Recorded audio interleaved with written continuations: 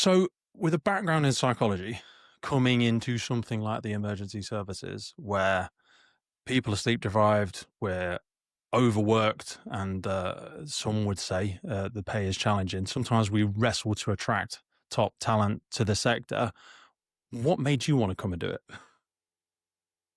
Well, I'll be dead honest, I got headhunted to begin with, Okay. and it started off like one of those blind dates where I kind of arrived in the service, not entirely sure what it was all gonna be about, and then All right. fell in love. So it's as simple as that in reality. So I can't say I started with a massive, "I've got to go into fire and rescue," Hmm. but having arrived, you kind of started slowly, and then gradually, I just absolutely love it. I love what we're about, what we're doing. So yeah, it was a blind date that went really well, and we're still married. So, you know what? That's not an uncommon story. A lot of people get pulled in to assist on something, assist on a project, assist with some academics, assist on some proceedings of some form, procurement perhaps, and then they kind of like the vibes. Because we said before we started recording today, like one of my biggest things is I love the people that are attracted to the sector, Yeah. and they can come in from all different kinds of avenues.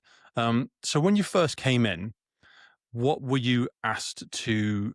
What was the sort of briefing? Think about this blind date. What would have been on the profile? What did you think you were coming to Yeah, versus the yeah, yeah. reality? Yeah, I was looking for a kind Were you man with catfished? well, yeah, all of that. Um, I mean, when I arrived at the big agenda, and this is a long time ago, 2007, Yeah, you was came in then, didn't you? just before Crikey. austerity. So I think people arrived thinking I was all about, coming as some kind of vicious change agent. It actually wasn't. The big agenda was about inclusion, and I'd done a lot of work around that in different places. And when I arrived, it was evident that we were, pretty traditional and look, that's kind of doing some fairly clunky work around inclusion. So that was Yeah. the big brief to begin with, and it was a fair bit of modernising how we were approaching different HR systems and how we were really making sure it was much more people focused. So that was the kind of opening brief, and then literally a year later, we got hit with massive changes and cuts. So some of Mm. that agenda got broadened out, to say the least. Someone said achieve the world and then stripped away the funding. It's sort of not to that Yeah, extent, but exactly. End up doing yeah. what you I mean, if we've tried to kind of make sure that we carry on doing all those good things, whilst we had to do some really difficult stuff as well. But I've certainly always tried to keep pushing that agenda, because I don't think Mm. nowadays you can divorce well-being from inclusion anyway. If you're really going to take well-being seriously and that kind of psych Mhm. background, you want people to feel that they enjoy where they work, and that's a really broad canvas of how you do that, and it takes ages to do it. And with obviously, to be fair, to use an old expression nowadays, we're still on that journey. Yeah, that journey one, that's kind of like the pay stall, isn't it? We're always on a journey and it is always evolving. I always think of, in fact, I'm not going to flood you with my own biases. If we had to put these as lead measures and lag measures, where would you put inclusion in the well-being, psychological safety? Because they all interconnect. Yeah. Teamwork, diversity, equality, all of these. It's the buzzword bingo. It's like I think I remember who was start with Y. Oh, what was his name? Ugh, brain Simon fart. Sinek. Simon Sinek. Thank you so much. When he says about like companies trying to be more authentic, and they do surveys and they're saying to their customers like, tell us how you will like us more and how we can be more authentic. And it's like, no, just be yourself. And if we like the authentic you, then we will do more of it. Don't ask me. Yeah, And exactly. like, it's like asking some people like, do more inclusion. And you just say, what does that even mean? For a lot of people, it is this buzzword bingo that gets banded around. So I do my typical thing there of asking four questions in one and people aren't sure what I'm trying to ask them. But if we start with that lag measure and lead measure, because people talk about inclusion and I'm like, I feel like inclusion obviously matters, but it's not a lead. I think it's a lag. I think if you focus on everyone's health and well-being, they will feel a greater sense of inclusion. Now, again, that there's so many Yeah. rabbit holes perhaps we can dive into No, from that. I wholly But if I agree, had to Pete. force you into a corner, where would you put these things? I mean, it's definitely a kind of messy soup with different bits Yeah. in there. But I think one of the things that's tempting to do, and people organizations have done this, is sort of focus on the protected characteristics. So I'll talk about things like, more female firefighters, Mhm. LGBTQ, and all of those are really important. But I remember a conversation when I was in the station once, and we were talking about, and these are kind of group of white men. I was the only woman in the room, and we started talking about, I think, one of the classic discriminations in this country, where in effect I said to them, "Would you all rate yourself as intelligent?" And this is a group of firefighters. And they said, and remember this first comment back, somebody said, "Well, I haven't got a degree, so I'm not sure I'd be seen as intelligent." And I said, "Here we go, classical discrimination, and the UK is bad for it. In reality, there are about 11, 12 different types of intelligence, and I'll make a pretty good get that firefighters are really high on decision making, problem solving, spatial awareness, muscle memory, a really strong sense of emotional intelligence, especially with the kind of great ones. And those are Mm, five of the kind of different types of intelligences. But because people are in a particular profession, they don't then think of themselves as being intelligent. So I think when I come to that feeling of well-being, one of the things I really believe in, and this is partly a conversation with my two brothers over the years, because they're in the same, they're both in manual trades. And there's that whole thing about, well, you went to university and we didn't, that must make you more intelligent. You think, not really. Yeah, let's not play that game with each other. I love you both, and let's not do that to each other. You're both really bright people we made different choices. But I end up thinking that if people are really putting that kind of downer on themselves for whatever reason, and they're not seeing themselves in the very best way, eventually it's going mm, to erode your well-being. And I've worked with so many people over the years where you're mm. talking about, and I've run some confidence workshops and things like that, where you're trying to say, because people unpeel themselves, don't they? You kind of, you're born with We're 100% very self-esteem, and then you self-deprecating. I don't know if erode that's a it. Westernism or a UKism or what. We're very I don't self-deprecating, aren't we? know. It's Ah, sad, whatever it is, and by the time you get to 18, all the research says you've got about half of your self-esteem left, because all those things yeah. that impact you, bullying in schools, work doesn't help sometimes, you get a bad manager, bad colleague, and what Mhm, you're trying to do is just say, in every single team in the service, how do you get to the point where people can feel they can more or less be who they are, they're genuinely recognizing, and I do this big stuff around super strengths and encouraging people to think about their super strengths. So they're really recognizing what they've got in themselves, what they bring into themselves, the uniqueness, and just that feeling of, we all trot through life with all the ups and downs of it, but eventually being able to hold on to, look, what you're doing is great. And you try and feel that as many days as you possibly can, and that's going to help us look after your well-being and your psychological, mental, health. And with that comes, is your team genuinely inclusive? Are you making sure that everybody's able to have a voice at a meeting? That somebody is mm. able to say, actually, why are we doing it like that? Why can't we challenge that a little bit? And my real thing about the kind of no blame culture we're trying to create here is, if people, high accountability, nobody's saying that people don't have to take accountability, but you get it wrong, and nobody gets it wrong.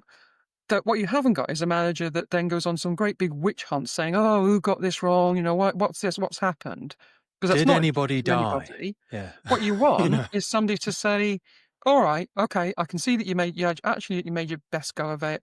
What would you do differently next time? Let's learn from that. Let's all move on, shall we? And not turn this into a great long saga." So I Mm, think they merge together around that individual sense of well-being, having not people put things on themselves that are just not natural. Like, I'm not an mhm. intelligent person. Yes, you are. You're just defining yourself by a very That one, you narrow know what? My thing. missus knocked that on the head. I'm so excited by our conversation, honestly. I've written down 5 things there just to stop myself interrupting you, but I was brimming at the thing. So my missus, my sister's deputy head teacher, my missus is a secondary school teacher, and I regularly say that on the podcast, literally as you said it. You were like speaking into to a choir. I go, "Oh, look, I'm not very intelligent. I didn't go and get a degree. My sister went to university. My missus," Bad but tape. my missus says to me, she's like, "You really need to stop doing that," because obviously she loves me and she's really supportive. And she was like, "What you should say, if you want to say anything, is you're not academic. So you didn't love school and you chose not to pursue that path. But intelligence and academia are different things, very Yeah, different things." She said, totally. "Look at all the stuff you do. Look at the stuff you do inside the job, outside of the job, your Yeah, children, the business stuff. You've got loads of intelligence, loads of intelligence." yeah. She says, and I don't. I tell people, my partner's really intelligent. If you want to He's do the really questionnaire with me, I'll take you through it. This is one thing in my last year I want to do this I'd with love to do everybody, that. and get everybody to do this questionnaire you can do that works out your types of intelligence, and it literally allows people to think, of course you're intelligent. Very few people on the planet aren't intelligent, but we're so Mm, different. And, mm, I went to university, frankly, to get out away from home, and mm. then sort of paid my way to go through it, but doing some of the most dodgy jobs in the world. But in the end, the fact that you're good at one thing, I mean, if you asked me to put together a cupboard when I was married, we got one Yeah. of the things from IKEA, and it was a classic. And if you watch me, watching me put How together a how many very marriages simple end in an IKEA do-it-yourself car thing, park? a chimp would have done a better job than I would, honestly, in trying to put this thing together. So I'm Oh, completely crap when it comes to kind of literally putting a small cupboard together. My husband's saying, "How can you be supposedly intelligent? You can't do this. yeah. Can't follow instructions. You name it." Thank God for YouTube. Different type of intelligence, But isn't it? come to doing something else, then I'm fine.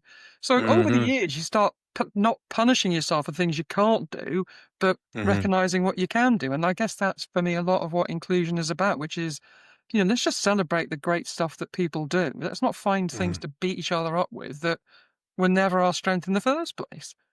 It's how you measure it. One segue on that, by the way. I know a firefighter that started up a business, and I think it's like Heroes for Hire or something. I'm not going to promote it because I'm not All going to say what right. the name is, but they do that. So you can hire them to come and put together IKEA. That's like the most thing that people hire firefighters, not, but in this particular thing he does, they hire people to come and put their stuff together. I'm sure lots of other people outside the sector do it, but yeah, it's like people like my dad, was in the building firm for 40 years, and he's just a really, really intelligent bloke, but never, no academia, any of that jazz. But he can see. Yeah. What I loved about him, he can see things before they're there as well. Like he will look at a patch of grass. He's built so many houses, and he's like, "This is going to be here. That's going to be there, and this and this and this." And then, you know, Yeah. the ground solubility and the angle of repose and how the soil. And I'm like, what? And then he talks all about Archimedes and how the roof is Oh, built and all okay. this sort of stuff. But he says like, and then he'll caveat it at the end with, I'm not an intelligent person.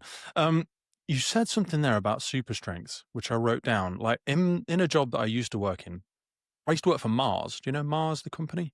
They Yeah. make cat and dog food and Mars bars, Yeah. and Yeah. they Yeah. own Nestle. And oh, sorry, Yeah. no, Nestle is their enemy. They own a lot, but they're really, really good. I think they're one of the biggest family-owned companies in the world. Still, that I might think be a they lie, are. Yeah. but they're Although yeah, the chocolate bars are getting shorter, I notice. yeah, cheeky buggers. But what they did do, they were amazing on personal development. And I was in the team where I was a CI lead, so continuous improvement. Right. And we went on the Six Sigma training, and we did the Kaizen, and we Oh did yeah. all of that kind of jazz. And for me, oh my God, kid in a toy shop, like how to think differently, doing 5 hours and all this sort of stuff. And when you said super strengths, we used to have conversations like that around these types of things, because trying to find different solutions to TRS or waste reduction or water reduction or time or shadow boards or whatever it is, and all those marginal gains. You said you use stuff that you work with your team. Like, is that a kind of like strength builder thing? Is it a Belbin thing? Is it what things have you seen well to work that you've adopted for your style? And again, we're not pretending you're going to give the golden answer of utopia here, but just some low hanging fruit where you've thought, you know what? If people are trying to open up conversations about this sort of stuff, maybe these are things that might be good to think about. Yeah. I mean, one of the things we've just started with, we wrote a career document, like a career management document, and put Okay. it out there. And one of the things, funny enough, it sounds so simple, is that I listed in it loads of different types of skills and strengths. Because guaranteed, Mm, when you ask somebody, and I've done seminars around different teams, and talk to them about saying, "So, what do you think your super strength is?" People get to about two. They literally write two or three, and partly because people can't see themselves very well, and they need other people to give them feedback. So we use something mm, called Strength Scope, which is a really simple 360 tool. Not everybody's necessarily using it, and we keep pushing it. Lots of people have, but trying to encourage people to get, look, you're going to see yourself in a certain perspective. Guaranteed that somebody else is going to say you're really good at that. But we literally mm, listed all these different types of strengths, because sometimes they look small, but they're mega in terms of how somebody operates. So somebody's a really good detailed organizer. A person called Amy who works with my team, the most organized, efficient person I've come across in a long time. She's just able to work at speed with detail and just get things organized. It's just an She's like a incredible real skill to life watch on AI. a regular She just basis. she just Yeah, she's churns it like the out. Yeah. equivalent of some kind of Gemini AI. She's just superb. And then I look at different people in my immediate team, and you can see those different kind of strengths. And sometimes they're small things, but it Yeah. accumulates to that bit. So somebody can look at something and think, does that look right? Does that seem right? You just said about your dad, for Mhm. instance, looking at something. And you can see somebody who's a good conceptual thinker, where somebody else can look at that idea and think, well, I couldn't think of the idea, but I'm really good at seeing what will go wrong with it. And you want somebody to see, well, what goes wrong with it. So we've We used to done do velvet ages ago. pre-mortems, or you'd call them red teams sometimes, where we That's go, it. "This is the day of the thing, and Yeah. it's gone horribly wrong. You all need to come up with 10 reasons why it failed, and Yes. then we're gonna, go through them. Okay, a meteor hit. Okay, outside our sphere of control and influence, and then you go through all of the list and all that sort of Yeah. jazz. And we're getting That better at healthy, it. like, It's military been do a that, don't long they? time Military do learning. red teams. Yeah. So you say again. So military do red teams. That's where that came from. We manifested it into sort of Yes. pre-mortems. You said about recognizing each of the strengths in that way. One of the ones we used to do in the old company. So we did a sunshine and shadows exercise, which is like Anne would sit in the Right. middle, and we would say, Anne, you're really articulate when you step up and speak in front of a team, or whenever we've got a project to do, and you're always happy to volunteer. Like, you're really articulate, you're really confident. You seem to be able to structure your words, your vernacular really, really well. You're a great orator, and then you give the shadow of it. So that's your sunshine, and then you go. As a result Mm. of that, honestly, like, I felt like really reluctant to contribute or even just stand next to you in part of these delivery things because you just, it seems like you're just a lifetime ahead of me in terms of that speaking. And that was one thing I used to think was really good. And the person was just allowed to acknowledge the feedback. But another one, which was probably less painful for the person, was you'd all get like a deck of 30 or 40 characteristics, and you had to give them all away to everyone in the team. So you say, No, right, okay. there's That's interesting. six people in your team or whatever, and you must get rid of all of your cards, and they put a cards in front of you. Um, and you have to get rid of all of them. So one of them would be, problem solving, greater building rapport, emotional Yeah. thinking, long term strategy, horizon scanning, whatever it is. And they weren't all complex like corporate words, but you had to give them away.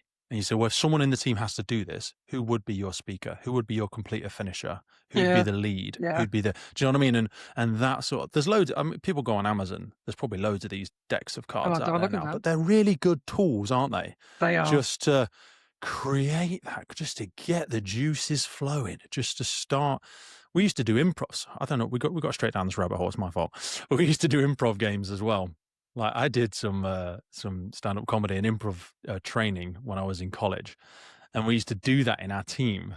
So you'd have to like follow on from each other. So it'd be like agree and amplify. So you would say something like, I went on a bus yesterday, and it passed me, and I go, I absolutely love buses. I actually went on a bus 3 weeks ago, and I saw John Legend on there. Do you know what I mean? And you're like, Yeah. no way, I saw John Legend. And actually, when I first went to his thing, you know what I mean? And it's just a think on the spot, think on the spot, think on the spot. Okay. Anyway, I might I'll use drag those us for that. back out of that. No, no, that's Drag us okay. back out of that rabbit hole.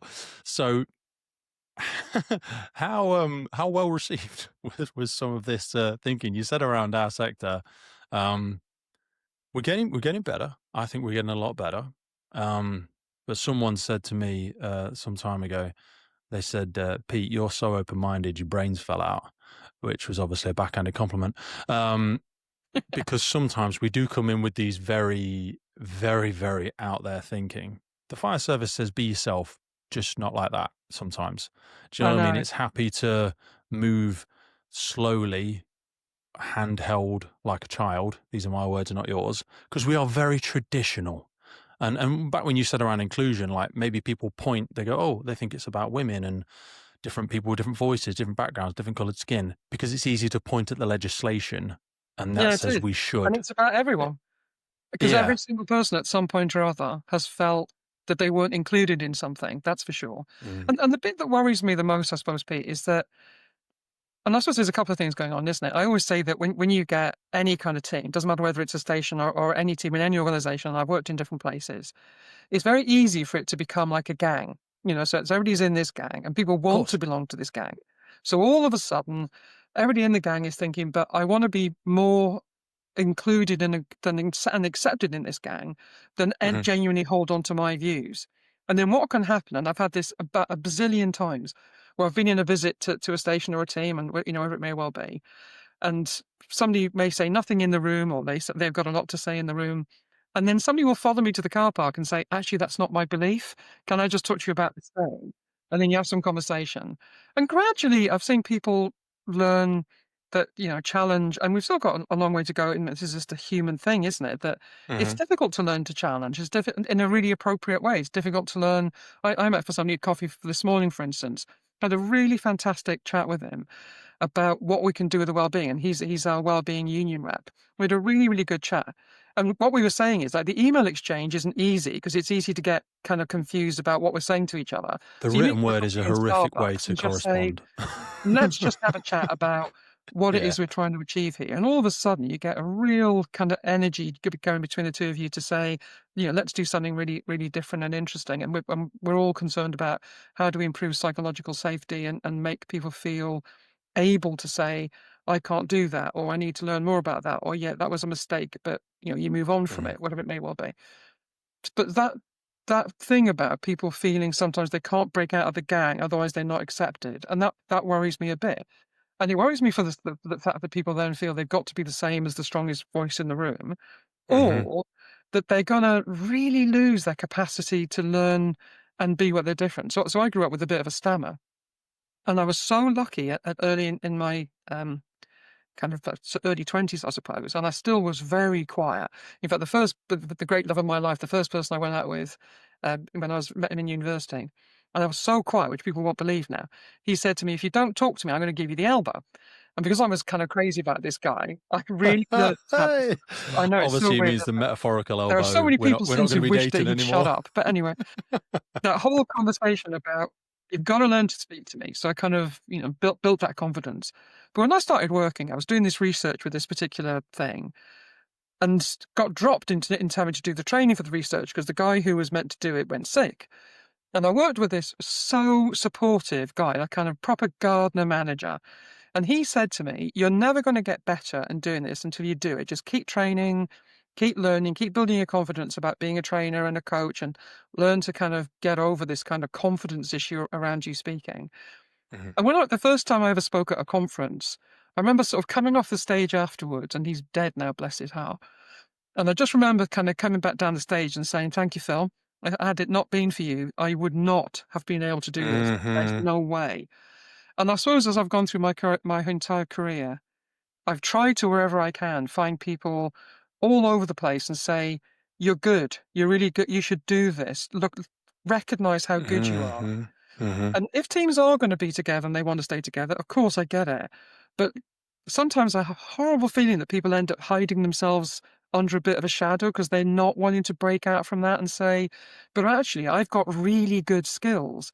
So if, Yep. if we can find the balance between teams working together, watches teams, however people describe it, and saying, yeah, of course you want to kind of identify with each other, and people like to feel Mhm. close and all of that, and human nature is such that we kind of cling together, but don't let it shadow each individual in the gang sort of thing, because it can Mhm. mean you don't achieve what you want to achieve in your own life. And there's a really difficult balance in that for everybody. Have we lost the ability, or are we lost is an extreme statement.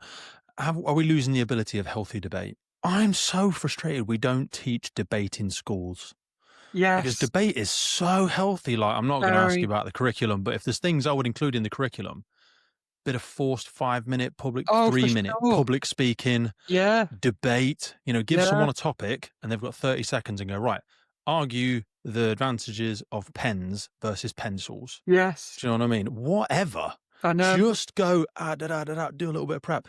That because my mom um didn't have a fantastic childhood, so family was massive for her. She really wanted, her goal was she wanted to have it. She did also become really successful financially, but that was like a lag measure.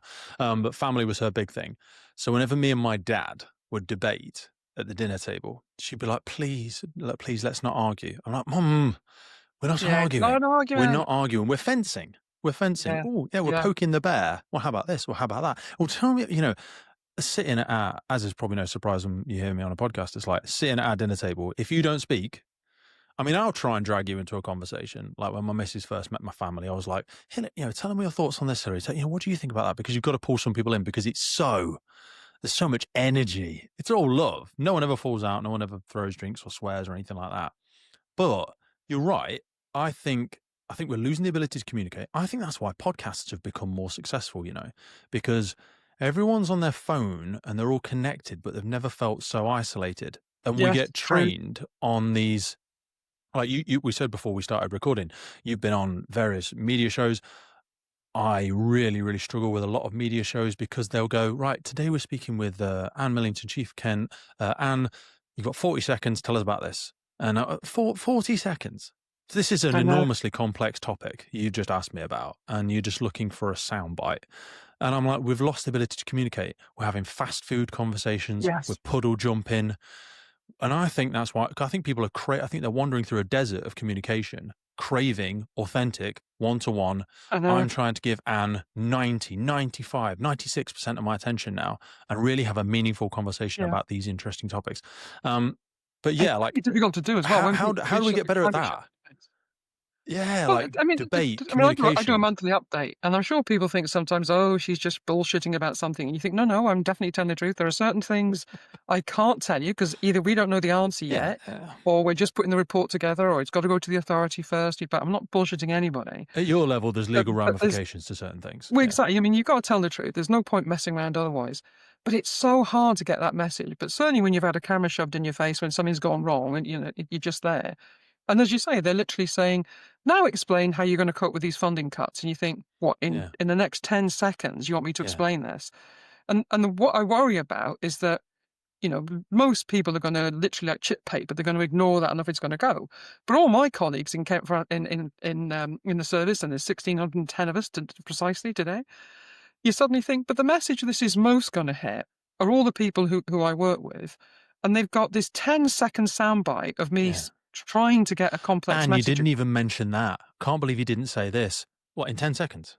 Yeah. You know? And then people obviously get worried and they're concerned, and obviously everybody knows that there's potential funding cuts coming down the road as we speak, sadly. And then you're Yeah, trying to get over. I mean, when all's said and done, all fire and rescue services are also like a business. That we're a of course £100 million there. business in reality. Yeah, So yeah. there's a lot of complex business stuff that goes with it. So I had a conversation with somebody today who didn't realize we have to pay our utility bills. So you've got to pay the gas and electricity and the water rates, and you've got to pay all those things and business rates on the buildings. So all those things come out of it. And then it's very complex to get messages across. What we do have sometimes is people joining us at our corporate management board or strategic leadership board, or we do all our projects. And they come out of it saying, "Wow, I had no idea about some of the complexities of that." And it's fair enough. I mean, obviously, being a firefighter, being a protection person, all the different jobs that people do in the service to make it Mhm, happen. They're all complex professions in their own right.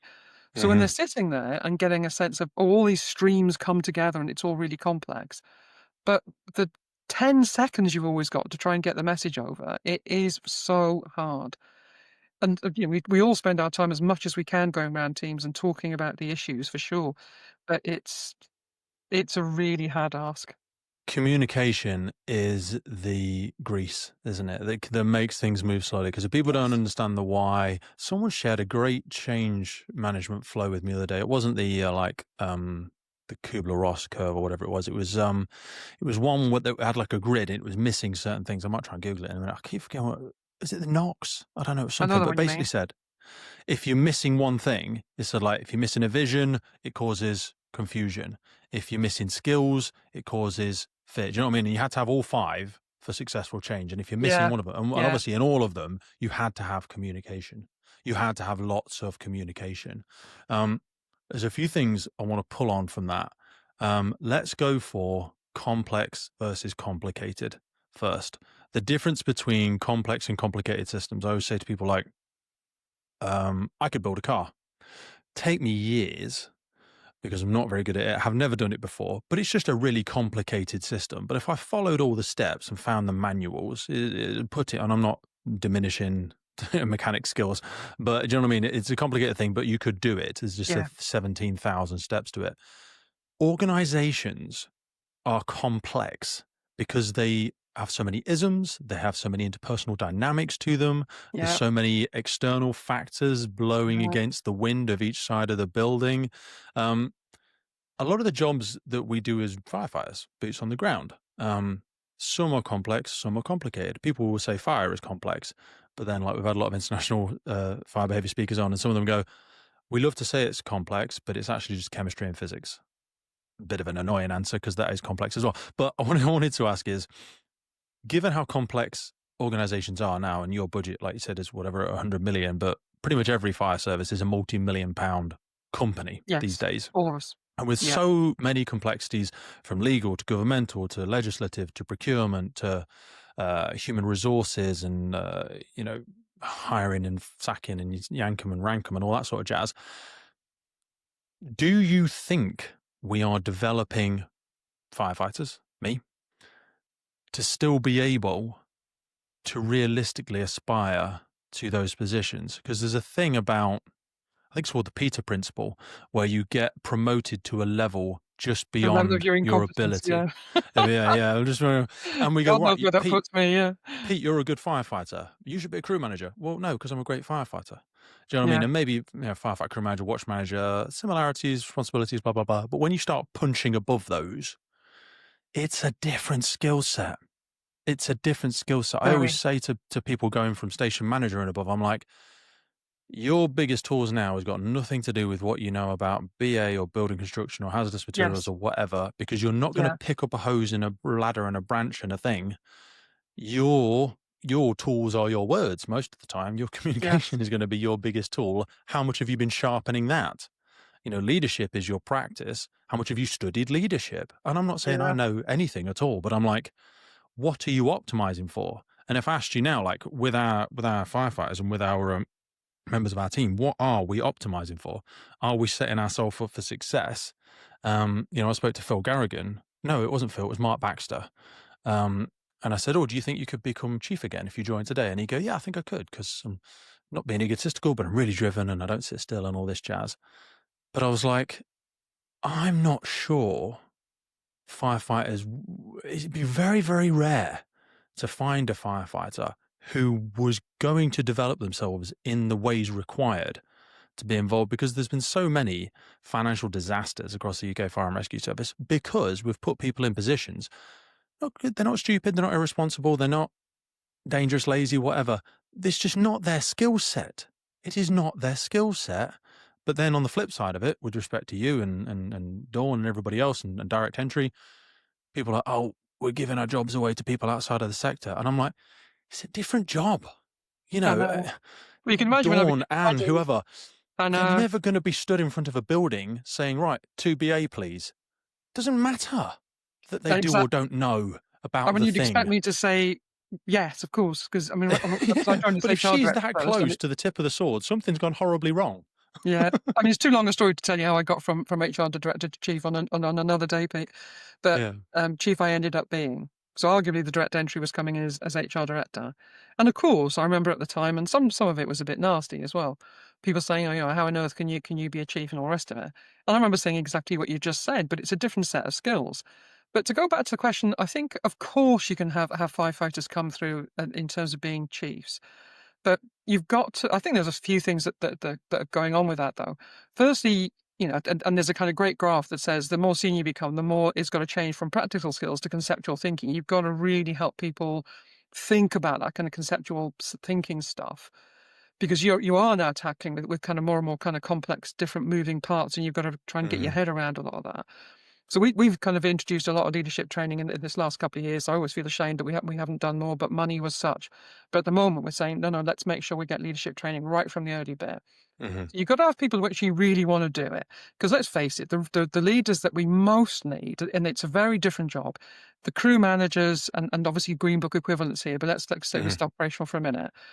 But the crew managers and the station leaders, the watch managers, are hyper important. So when we talk about leadership, Hmm.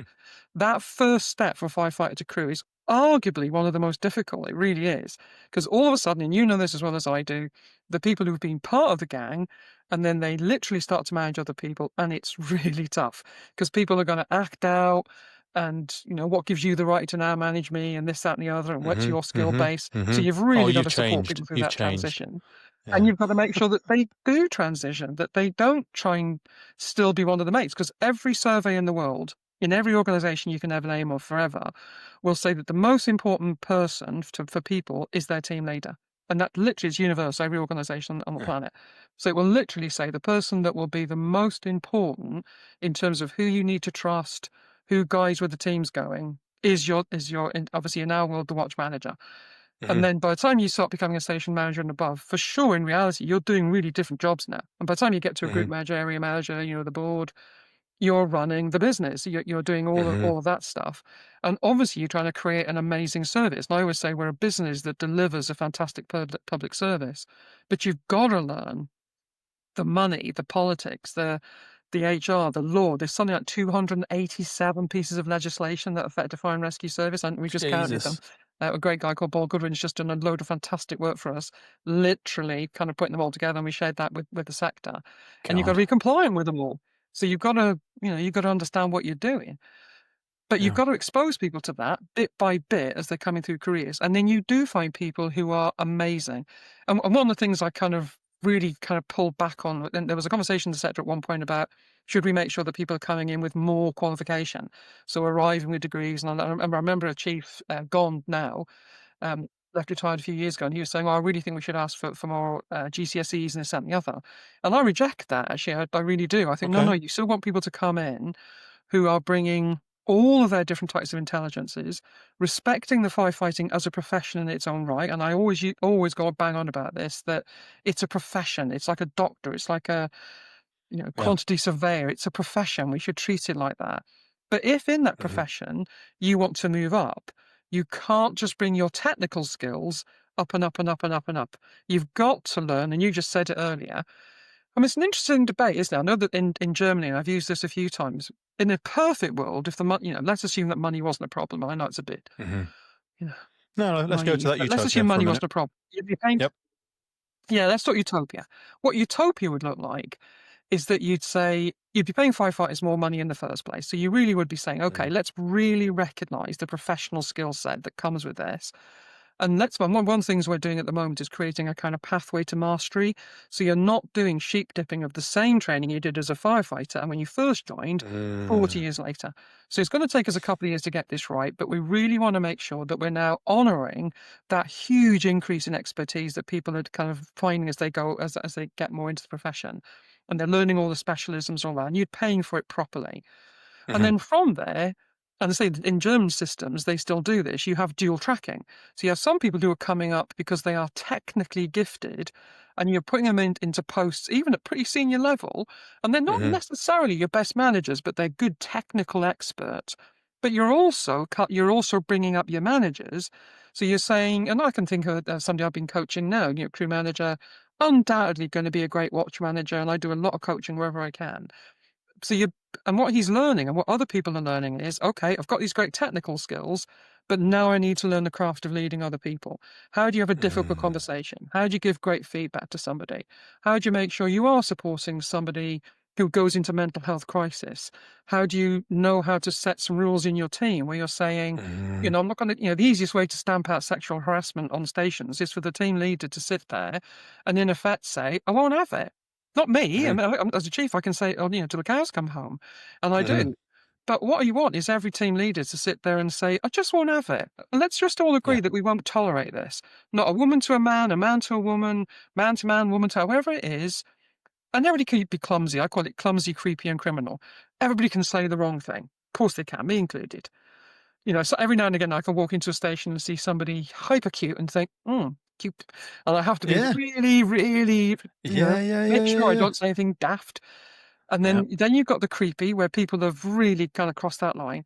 But the rule setters are the managers and the people within Yeah. that team for sure. And if we set those rules, they're done. Well, how do you teach somebody to do that?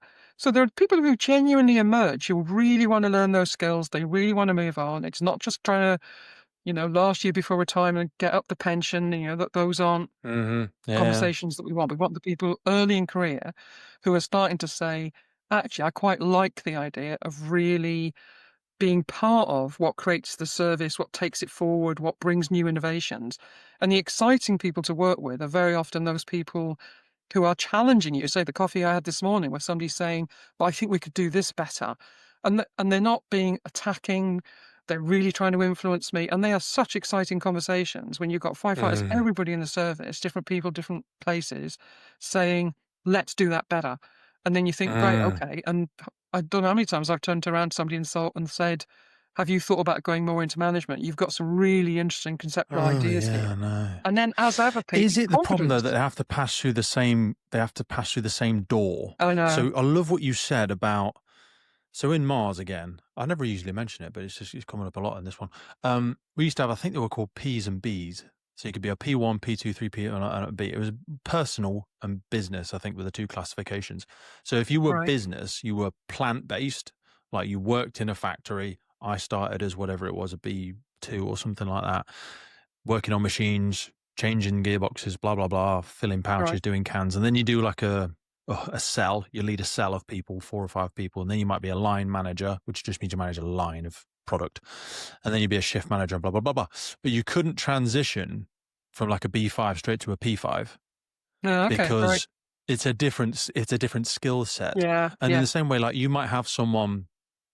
I mean, let's say like in your organization or any other, the head of data and analytics or something like that, they yeah, might only have 1 or 2 people that answer to them in their team versus, a station manager's got 5 station, 2 station, 3 stations, 60 mm, staff plus mm, whatever it might be. mm, Totally different skill set because sometimes the people that don't have the people skills but are really good, maybe introverts, great with data. You mentioned the young lady that you work with, and they're like, well, that's a really important skill set, highly valuable, but the next promotion level puts them into, oh, go and manage 60 staff over there. And they're rubbish at yeah, it.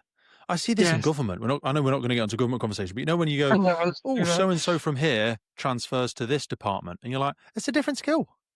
It's Yeah, a very. completely different skill set. You see it Yeah, with, again, like a station manager in charge of 2 stations versus a station manager in charge of um, procurement or workshops, and they might have one crew manager that works for them, and then some mechanics in the garage.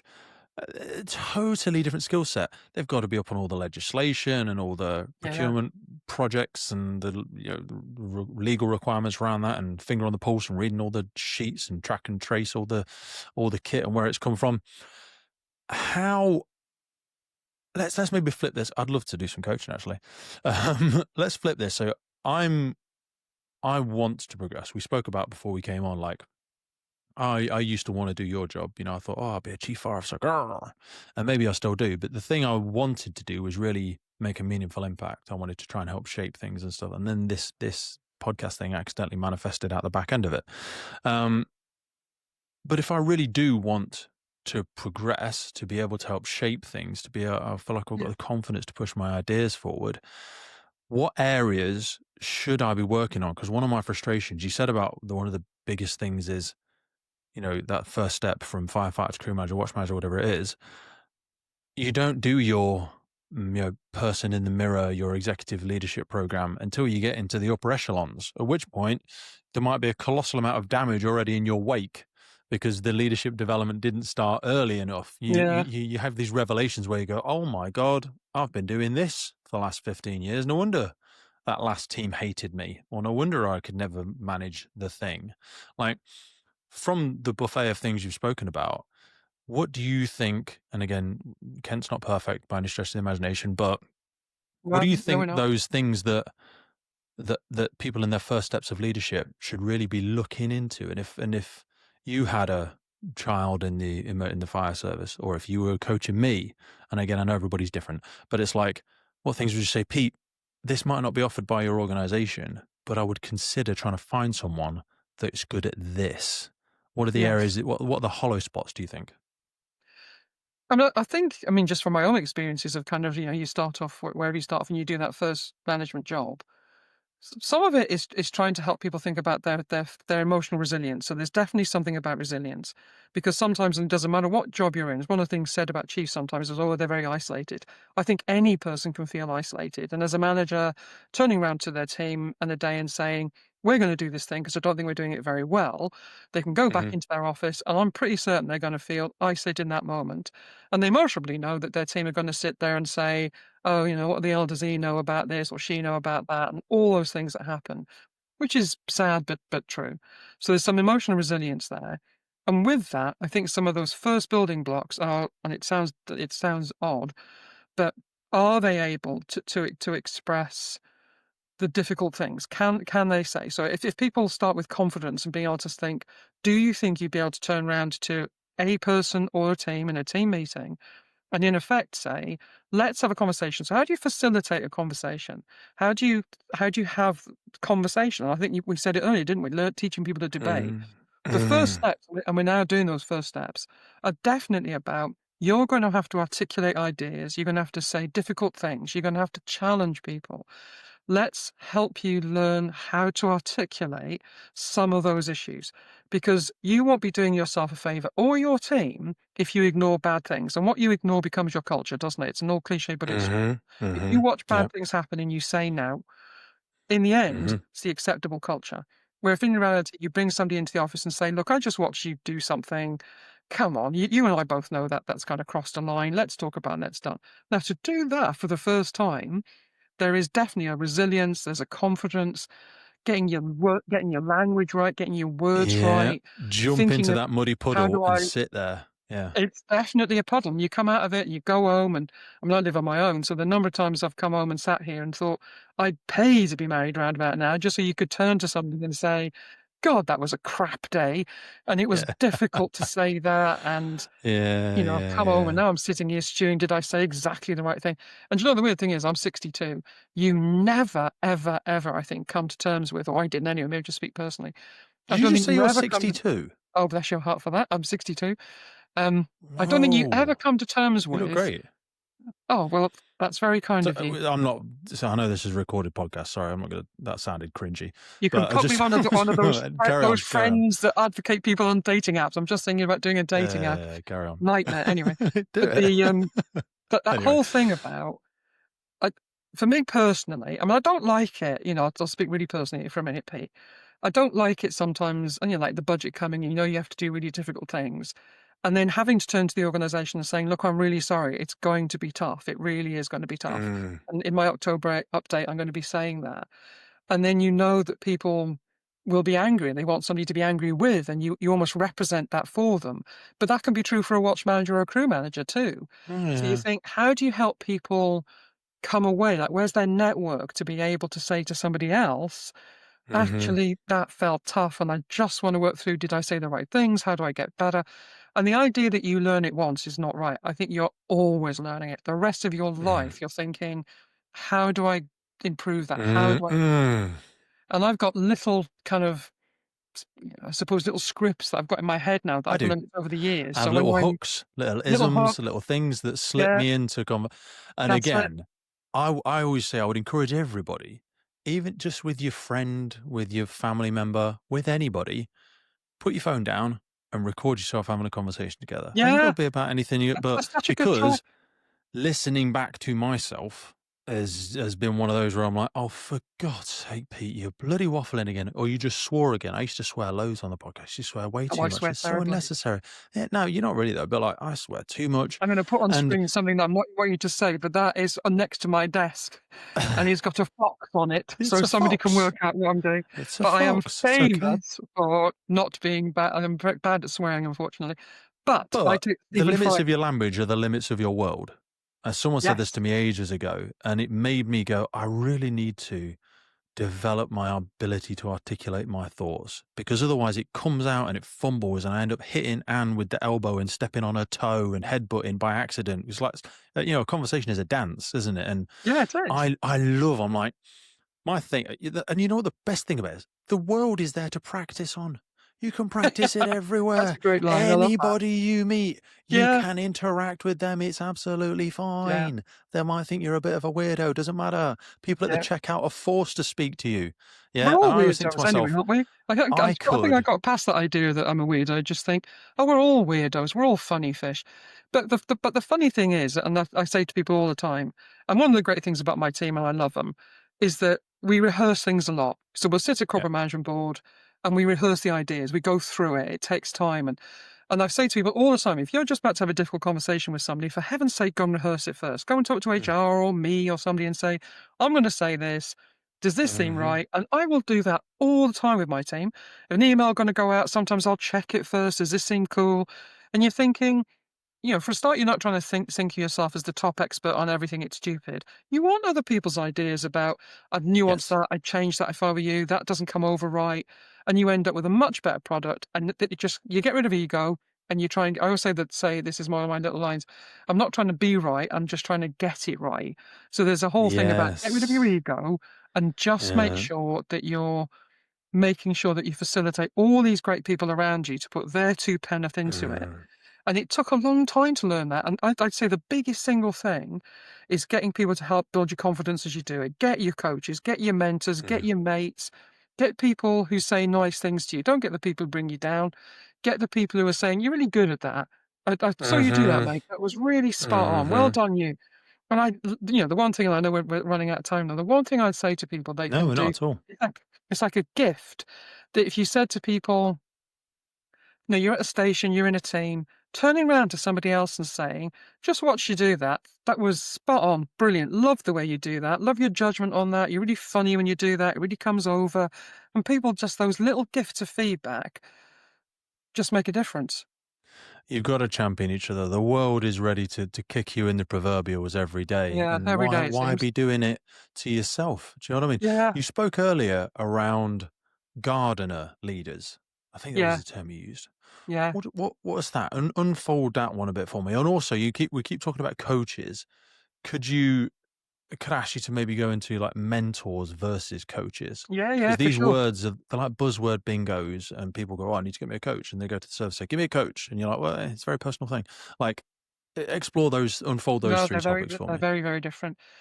A gardener manager, and it's an old term nowadays, but I like it, is somebody who definitely wants to grow you. They're really invested in, wherever you start, they are constantly, and I'd like to think of myself in this way.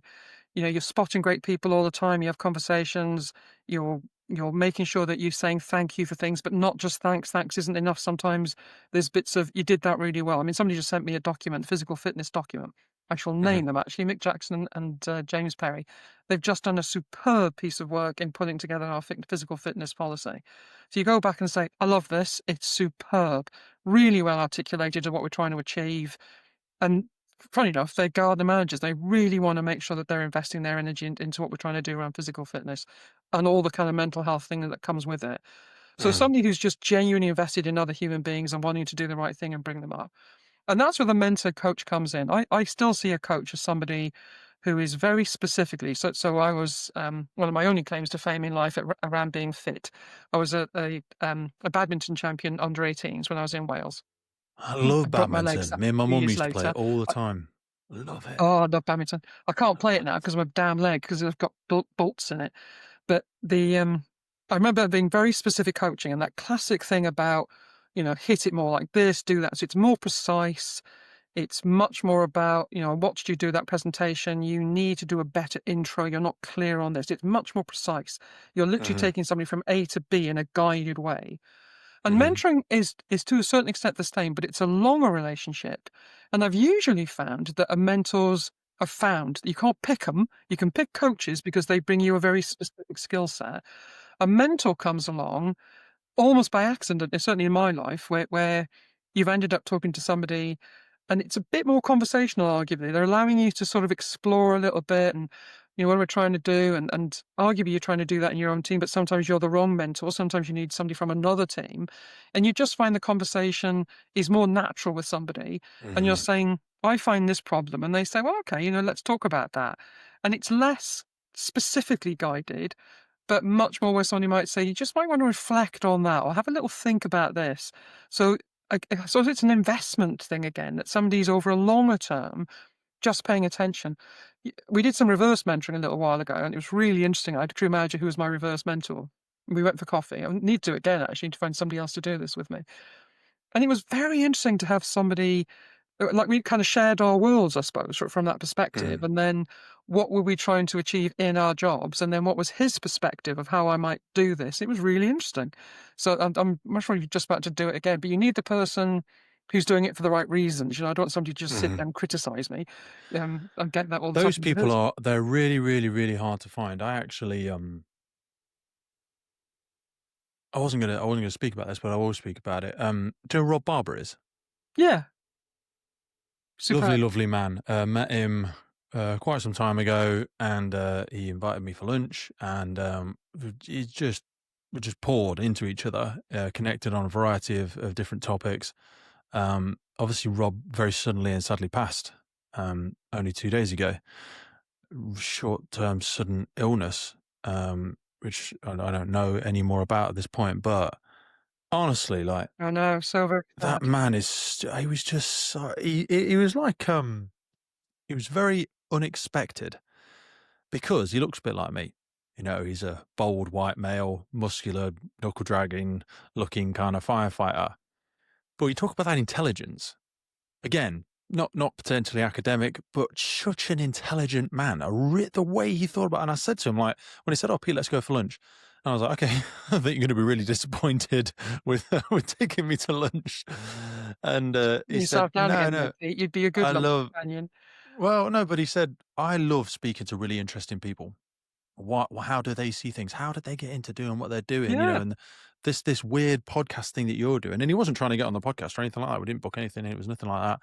But he was just like, The way you're going about this and the way you're going about that is real." And it was just like praise. And then I solicited some more feedback from him, and we were having some such really great conversations. And so much of that happens accidentally, like you said. You kind of have to discover these people yes, for definitely. yourself. You can't really prescribe. No, You you could you can't. could prescribe a coach in like, okay, Yeah, you need to get better at presenting. Okay, here's a great presenter coach, but it's hard to find those people inside your organizations. In the organization that I work for, I think one of our greatest leaders is a guy that actually runs our health and safety department, um, and he's obviously Green Book.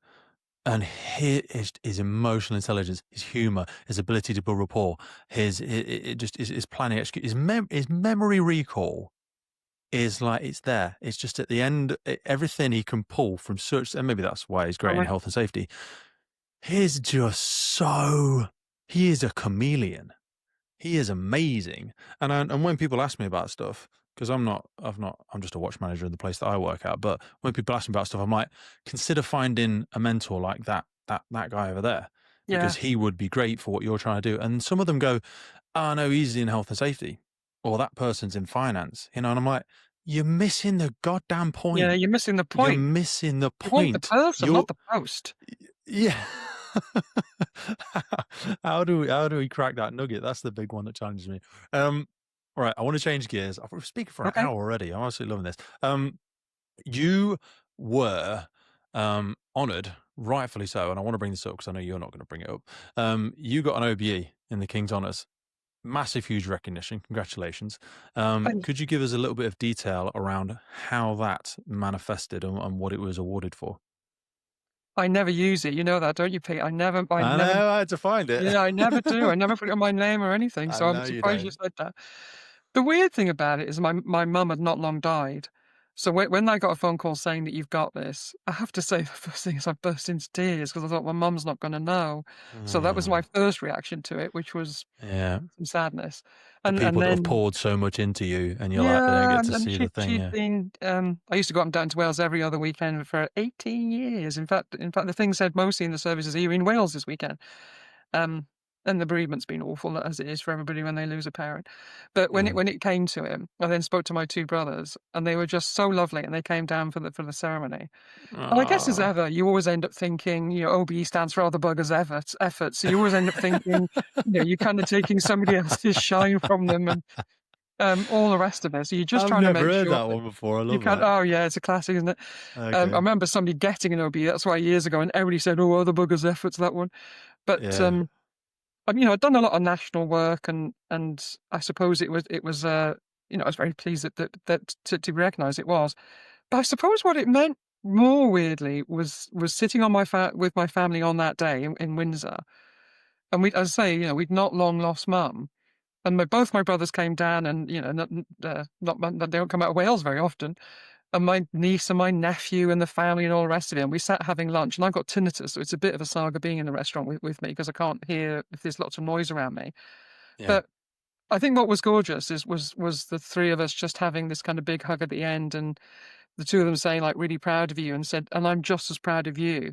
And like I said, my dad was a cop, he was a constable. My brother WhatsApped me and said, "Reality is, you're a copper's daughter from a very working class background, and I'm just so proud that you managed You have to just ripped it find some off the confidence." launch But I pad knew of, that was yeah. a long journey to find confidence. So it was, and people think that. I think they assume that because you're a chief, you must have buckets of confidence, and you think, no, it's learned. It's you learn it along the way. I Mm, wasn't born with all this confidence. mm, You kind of, you have to learn it, and you have to keep mm, preserving it. And sometimes, I'm less confident than other days. But mm. it was gorgeous just to sit with my family. And on the whole, then I don't really share it outside that I got it No. because I don't want people. I suppose You because don't it want to lord it feels like over that the people, no. furthest you get Yeah. an OBE, that you're recognising that you ain't on your own, that it really does take that. It sounds so bloody naff when you say it, but it's true. It takes the 1,610 people who work with me, and they do work with me. I call them colleagues. I hate the word staff. It's a real thing. Everybody knows I'm obsessive about if I see staff in a policy, I instantly know it's Yeah. colleagues. And we did a survey on it about 6 years ago saying, do you prefer to be called colleagues or staff? And people say, actually, I like the idea of colleague. And so do I, because you're saying it genuinely is a team effort. So I suppose sometimes when you get these individual awards, they can feel a bit odd because you're thinking, Yeah, I know. but it takes Yeah. everybody. But at the same time, I will own it's not exactly been an easy going fight. It's been a hard job. It's had some, I work many hours, and I think on that Hmm. basis, I did take some pride in thinking it was nice to be acknowledged for a bucket worth of work, both national and local. So yeah, I'm Mm. waffling now, Pete. I feel No, embarrassed. you're not. You're not. I'll put you on a spot and you're blushing, but reminds me of I you am. may or I'm may not blushing. know I this, never mentioned. not to make any assumptions of her music choices, but there's a Snoop Dogg clip where he's standing, he's got a star on the Hall of Fame, and he's like, I want to thank this, I want to thank that, and most of all, I want to thank me. I want to thank me for believing in me. I want to thank me for all the effort I Oh, put it's a in. great And line. you're I love like, Snoop Dogg. you know what? Well, there's nothing wrong with that. So Yeah. rinsing all the way back to sort of local leaders, someone said to me, only a short while ago, actually, I need to remember who it is to attribute it to. I apologize, but if people look back at the podcast, they might remember it. They said, if you can't see a role model across the dinner table, you're already at a massive Oh, it's disadvantage. true. It's true. You need to have, so like, who were those role models for you? Because yes, you've put in a massive bucket ton of effort. You've mainlined the caffeine and revved that cognitive horsepower to the red line, probably for a lot of your career. Um, but you said your dad was in the police, you had your mum. Like, how have you leapfrogged, swung from branch to branch of role models to to find yourself accidentally where you Yeah. are now? What did those role models look like for you? And by accident is always true, innit? Nobody ever chooses where they end up being. It's just so Mm, random. I mean, it's like everybody. I mean, I've talked to so many people in the service as well. It always starts with your parents. My dad okay. had been a Japanese prisoner of war, so he has significant mental health problems. So, I ended up doing psychology. He was a Japanese And prisoner he of yeah, war. really significant. Now you'd call it a complex PTSD issues, because there undoubtedly that was the case. So he Jesus. raged, and it was difficult. At the same time, I also watched a man who, despite, and he lost his mum at 3, and it was a bloody, such a tough life, and he suffered undoubtedly when he came home. But at the same time, did his job, did it well. We had about 450 people at his funeral, so he was, hugely engaged in the community, and we have a small village in Wales, all the rest of it. So, he was somebody I admired. And the one of the things I admired about him is I mean, God knows he could rage and shout and all the rest of it, but he wouldn't take hypocrisy at all. Didn't like any of that. Wouldn't, one of the reasons he stayed a Mm, constable take any nonsense from anybody. Must be never quite learned the political game, put it like that. And sometimes you've got to learn That's some of where it I whether you like it struggle, I or not. think. I get in my own way with stuff. That's I'm Well, and we rubbish all at and that. I'm somewhere in the middle. I'm not sure. I remember somebody saying to me once, "You're very easy to pull, but you're not easy to push." So I'm one of my managers, and I thought, but isn't that true for That's a most of good us? We one. prefer to be pulled, not pushed. So there's a kind of, I can be Yeah. pulled along very easily with what you think about, but suddenly just telling you to do something, I can feel all Yeah. of that Yeah. bugger off kind of You reaction. remember the story of the sun and the wind trying to get the guy's coat off? Yeah, that's right. Yeah, it Yeah, blows exactly hard and that. hard and hurricanes and he just grabs a tiger and the sun just goes, "Hey," and then he Yeah, just takes it. I know let's it's a just make silly it a bit metaphor hotter. for people, but you're like, there's 2 ways to go about this, you know what I Yes, mean? there is, and definitely that. And then my mum being, watching her kind of try to support this guy that clearly had a lot of issues. So you learn your first stuff from your parents and brothers and family. And then I worked in Tesco's when I was 15. So 15 to 18 before I went to uni, worked 3 nights a week, all day Saturday, Sunday. And watching people work bloody hard. And and these are in the days when Christmas was for Yeah, about 3 days, it was closed. And if you were put on bread, it was like, I don't know if anybody's worked in retail who's listening to this. It's I hell. did, yeah, So when you were and yeah. this is back in, I worked at 40 odd Marks& and years. Spencer's where everyone would come and collect all their Christmas food. It was Oh, see, that's all absolute posh in Marks and Spencer. chaos. I know, it's a bit When you're in posh. Tesco's, it was literally the bread aisle was like being told you were going to hell. And the number of times I got bread, and a guy called Billy Mon, no longer with us sadly, used to come down and was just great at doing that kind of, "Well done, girl, well done," and all in Welsh and in those days, all the rest of it, "Well done, keep going," because it was hard work all day. So your managers like that, friends along the way, people like Phil when I was in Bexley, my old Bexley team, and still friends, I have to say. And there have been people, not always managers, but people that you watch do something and think, God, that's clever. God, that's kind. Mm, And the people I've loved the most as I've gone along in life, there's no doubt about it. And again, it sounds sort of naff, but it's true. Is when you watch a manager or watch a person thinking that was such a kind way of doing that. That was nice. And I'd like to think that what you accumulate is you've got to do tough things, but as much as possible you try and do it with kindness. You try and do it with what's the most sensitive mhm, way you can deal with this. And you learn that from watching people, think about friends with their kids and just watching mhm, how they operate. So I think you learn your mhm, trade from everywhere. Listen to mhm, podcasts, listen to, read mhm. thousands of books, Someone Simon said to me Sinek. again the other day about connect before correct, which was a lovely little. My Yeah, I mind like is that. full of these silly little quotes, and I'm No, like, I like that. yeah, people, people want to know you care first. It's the Yeah, whole like, they don't care how much you know unless they know how much you care. And if you know, like when I've seen people do disciplinaries, and I went through a disciplinary actually, and you go, there's ways you can do this. The yeah, there is. reality is the reality. It is what it is. You're looking at this big dead fish on the table, and we've Yeah, both got to eat it, but I've not got to hit you with it while we're going. I've not got to scowl at no, you and, exactly. make lots of values No. judgments and all of this mess that I'm going to throw into this conversation. It doesn't belong. Doesn't belong. But wouldn't it be There's lovely to so many. prevent that? Yeah. What I'd love Yeah. to So do, you and we're said trying about to do failing it, safely is right at the beginning preventing of it. our, yeah. So how do we teach people about failing safely? Because yes, you said you framed it beautifully earlier. Clumsy Clumsy, criminal, and creepy, what and was the middle? criminal. Clumsy, yeah. The creepy is probably where a lot of people unfortunately sit, but like the clumsy and the criminal, let's just try and separate the black and white there for a second. A lot of people, as we're going through these cultural changes, make clumsyisms. The way they speak, the thing they forgot, the lack of consideration about this because of their unknown unconscious bias, because of their, that they didn't realize they had this unseen privilege or whatever it might be. Yeah, Some people sometimes get reward points for correcting stuff. They go, and you didn't say this. You said that. Okay, I yeah. know.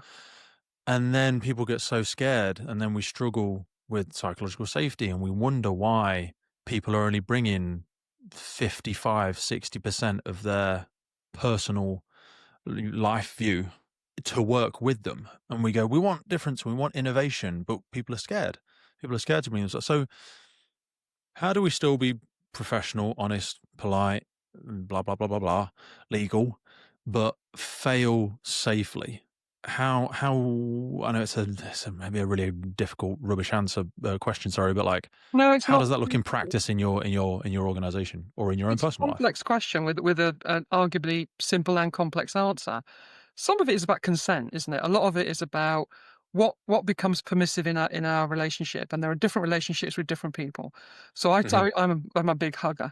So with lots of I hug people. all the time, but my missus tells me I need to do it less because I'm a big guy, and it Okay. scares some people.